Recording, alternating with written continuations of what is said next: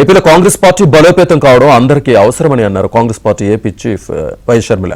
ఏపీకి ఏ మేలు చేయని బీజేపీతో కూటమి జగన్ పొత్తు పెట్టుకున్నారని విమర్శించారు. వైఎస్ కుమారుడిగా ఉన్న జగన్ మోదీకి దత్తపుత్రుడిగా ప్రతి బిల్లులోనూ బీజేపీకి మద్దతిచ్చారని అన్నారు. కేంద్రం మెడలు వంచి ప్రత్యేక హోదా తెస్తామన్న ఆయన మోదీకి దాసోహమయ్యారని షర్మిల ఎద్దేవా చేశారు.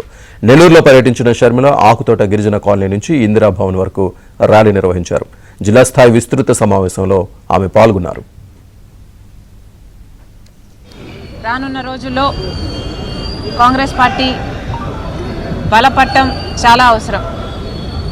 ఎందుకంటే ఈరోజు ఆంధ్ర రాష్ట్ర రాజకీయాలలో ఉన్న మిగతా అన్ని పార్టీలు కూడా బీజేపీతో సత్సంబంధాలు పెట్టుకున్న పార్టీలే. చంద్రబాబు గారు, పవన్ కళ్యాణ్ గారు కూటమి కడితే జగన్మోహన్ రెడ్డి గారి వైసీపీ అక్రమ పొత్తు పెట్టుకుంది. అధికారంలో ఉన్న 5 సంవత్సరాలు కూడా జగన్మోహన్ రెడ్డి గారు రాజశేఖర్ రెడ్డి గారి కొడుకై ఉండి కూడా మోడీ గారికి దత్తపుత్రుడిగా ప్రతి బిల్లులోనూ బీజేపీ పార్టీకి మద్దతు ఇచ్చారు. అదానికి, అంబానీకి లేక మోడీ గారికి ఏ మేలు కావాలంటే అది చేశారు.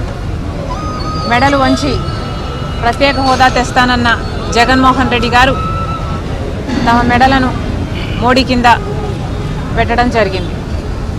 ఇక ఇప్పుడు కూటమి సర్కారు అధికారంలో ఉంది.